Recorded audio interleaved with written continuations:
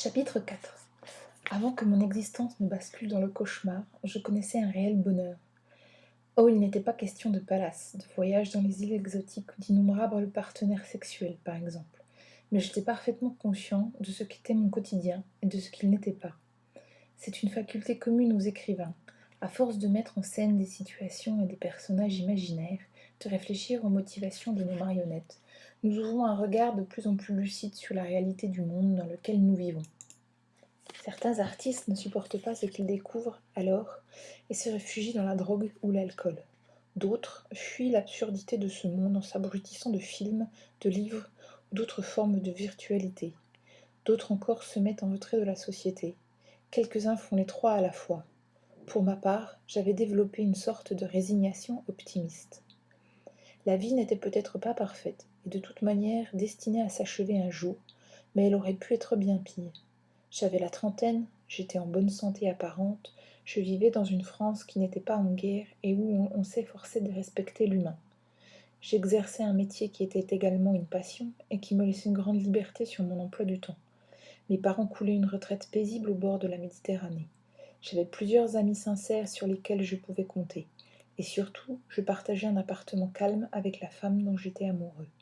Nous parlions même mariage, parfois. Aujourd'hui, tout cela me semble comme une fable, un camailleux de faux souvenirs que l'on m'aurait implanté lors d'une séance d'hypnose. Si réellement j'ai connu ces moments, alors je regrette de ne pas les avoir appréciés davantage encore. Mais comment imaginer que tout allait m'être retiré en une seule fois? Cela est arrivé si insidieusement. À aucun moment je n'ai pressenti le drame. Et même si cela avait été le cas, je ne vois pas ce que j'aurais pu faire pour l'empêcher. Passé un certain cap, celui de la rencontre, il était trop tard pour moi. Au début, il s'agissait d'un simple email.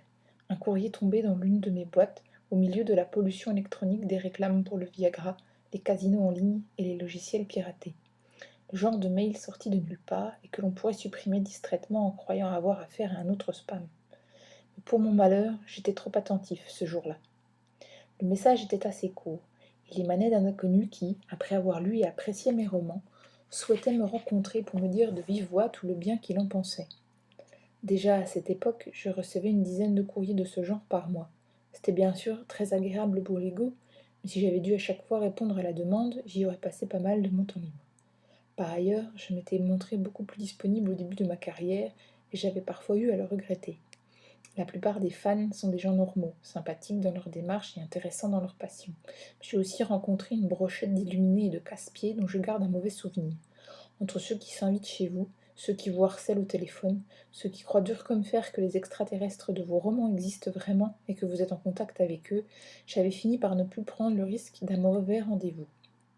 Je me devais néanmoins de répondre à quelqu'un qui avait consacré plusieurs heures à lire mes textes, qui s'était donné la peine de trouver mon email pour me contacter.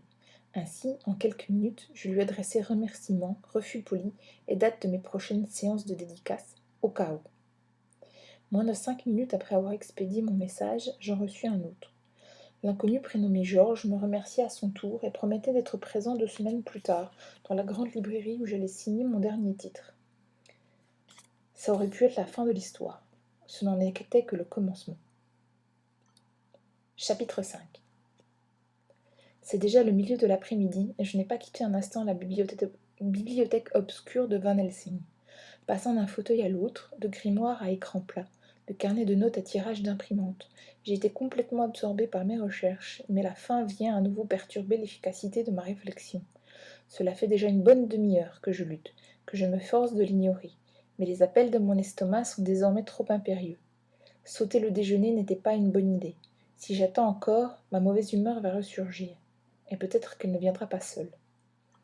Avec un soupir, je quitte mon clavier et marche vers la sortie, contrariée de devoir perdre du temps pour une chose aussi basique. Mais derrière la porte de la bibliothèque, j'ai la bonne surprise de trouver un plateau repas sur une table à roulettes. Comme toujours, Hugo pense à tout. Il a été contraint de s'absenter en milieu de matinée, alerté par l'un de ses nombreux téléphones, mais il a de toute évidence laissé des instructions à ses mystérieux serviteurs invisibles, à moins que ces derniers n'aient toute sa confiance pour prendre ce genre d'initiative. En vérité, je m'en moque. Il y a bien longtemps que je ne m'étonne plus des étrangetés de Bedlam. Je m'empare du plateau et le ramène à côté du clavier, souriant à belles dents sous les odeurs de rôti froid et de terrine campagnarde. Quelques minutes plus tard, je suis enfin calmée, et j'en profite pour faire le point sur mes recherches. Elles ont été fort utiles, mais encore insuffisantes. Hugo et moi avons tout d'abord utilisé un logiciel mis au point par Rubik Harvey, autre membre du club, pour pénétrer le réseau de la police d'Ahmedabad et télécharger tout ce qu'ils avaient sur le quadruple homicide. Puis nous avons passé l'ensemble dans un programme de traduction automatique, mais le résultat étant insatisfaisant, Van Helsing a recouru à son réseau de relations de confiance et finalement déniché un spécialiste de l'hindi. Sa version nous est revenue 2 heures après, par fax. Malheureusement, sans apporter grand-chose que nous ne savions déjà, mais en confirmant ce que nous soupçonnions. Selon les conclusions des enquêteurs, les plus graves des blessures des victimes ont été causées par un ou plusieurs chiens. C'était déjà leur impression quand ils étaient arrivés sur les lieux du crime, mais comme ces morsures étaient trop nettes, trop judicieusement situées, ils avaient abandonné l'idée après quelques minutes de discussion. Un molosse de combat, même parfaitement dressé, aurait aussi bien fermé ses mâchoires sur une main ou une cheville, alors que toutes les attaques avaient été portées sur des points vitaux.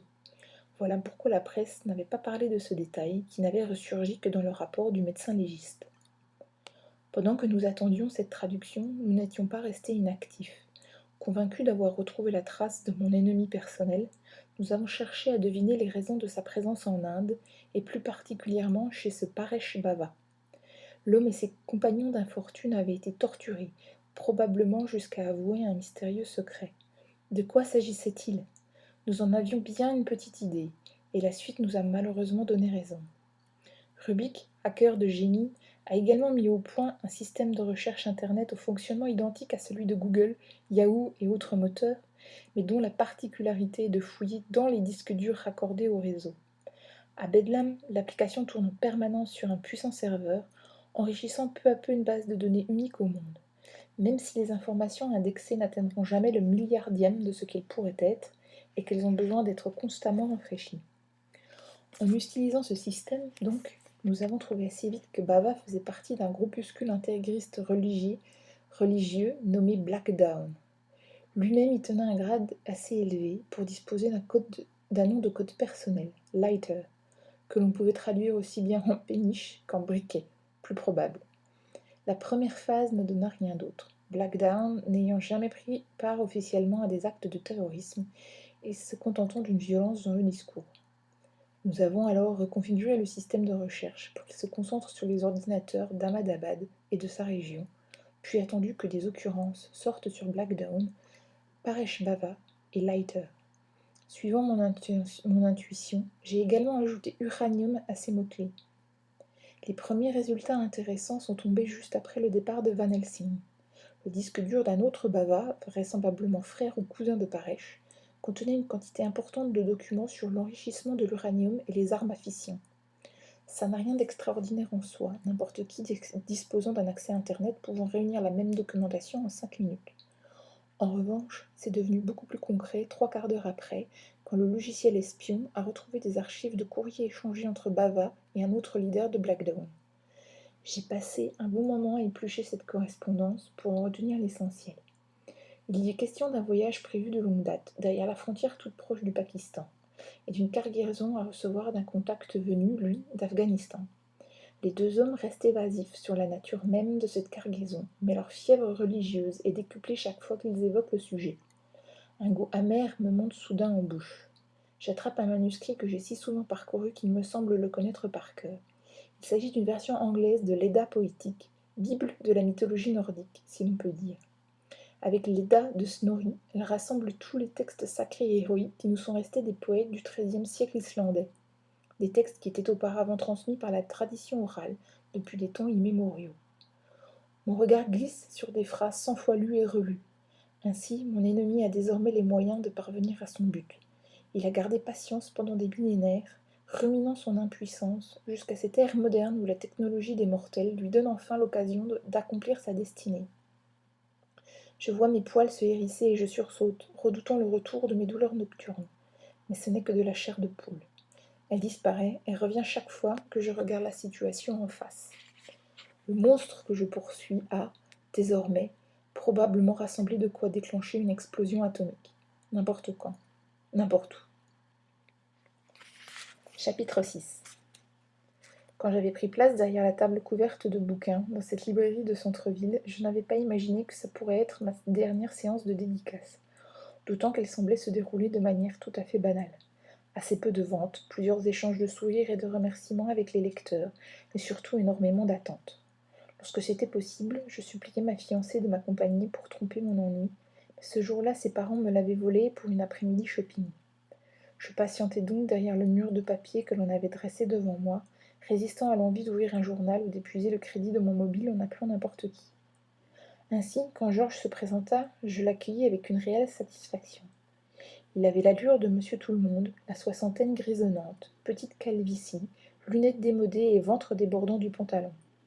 Il me fit tout de suite bonne impression en se présentant comme l'auteur du mail et en me parlant sans montrer d'embarras ou d'admiration excessive.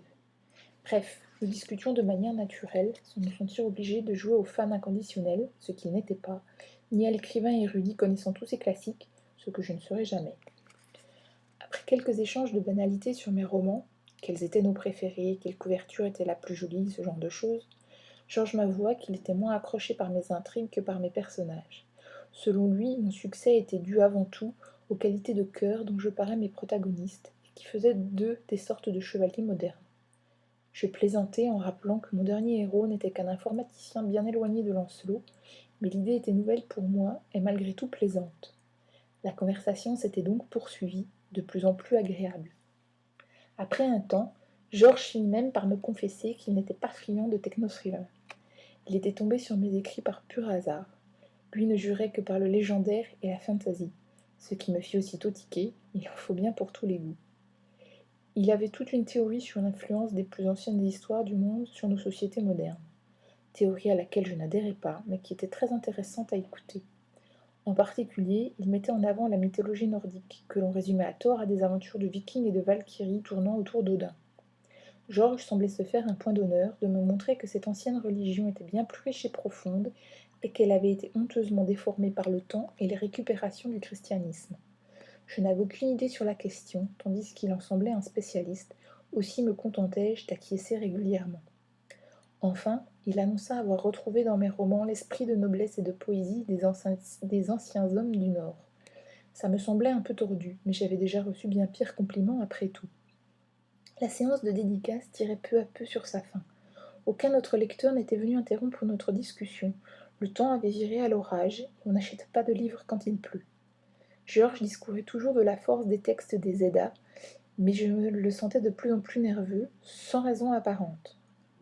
Il ne cessait de regarder sa montre, et il tressaillit quand je quittai enfin mon siège pour m'étirer et remettre ma veste. Vous partez comprit-il, visiblement chagriné. Bientôt, oui. D'après ce que j'ai compris, la librairie ferme dans 20 minutes de toute façon. Ah. Il regardait autour de lui, fébrile et agité. Je le voyais bien déçu par cette séparation, mais je n'imaginais pas à quel point. Vous auriez le temps de prendre un verre proposa-t-il. Je vous invite, je crois qu'il y a un café pas loin. Merci, mais je dois attendre ici. Ma fiancée vient me chercher en voiture, en principe. C'était la stricte vérité. Je m'attendais alors à ce qu'il me propose de l'appeler pour lui demander de nous rejoindre ou de l'attendre pour une sortie à trois, mais je le vis seulement lâcher un profond soupir. Puis il se recomposa une attitude souriante et me tendit la main. J'espère vous revoir bientôt. Avec plaisir, annonçai-je en répondant au salut. Ce dernier dura un peu longtemps à mon goût, jusqu'à ce que Georges annonce soudain. Je prie pour que vous me pardonniez un jour. Les mots avaient à peine franchi ses lèvres qu'il me serrait soudain les doigts avec une force insoupçonnée. Incapable de me dégager, je vis son visage plongé vers mon poignet, et la douleur éclata comme un coup de tonnerre dans mon cerveau. Ce malade était en train de me mordre. J'avais beau lutter, lui tirer les cheveux, lui donner des coups, il ne lâchait pas prise et poussait même des grognements bestiaux. Je souffrais affreusement. J'avais l'impression d'être pris dans un piège à loup. Même quand le libraire vint à mon secours et que Georges me libéra enfin pour repousser le malheureux d'une violente manchette, le feu de ma blessure ne se calma pas. Hébété, tremblant, incrédule, je regardais l'affreux spectacle de mon poignet meurtri et les marques profondes qu'avaient laissées les dents de ce dingue dans ma chair. Mon sang perlait à terre et sur les livres renversés, vision que je trouvais tout aussi écœurante. Georges s'était éloigné vers la sortie en quelques pas rapides. Il prit encore le temps de se retourner, de me lancer un ultime « Pardonnez-moi », puis il franchit la porte et disparut sous l'averse. Devant l'étendue de la folie de ce forcené, je pensais alors m'en être tiré à bon compte. Erreur. Le pire venait justement d'arriver.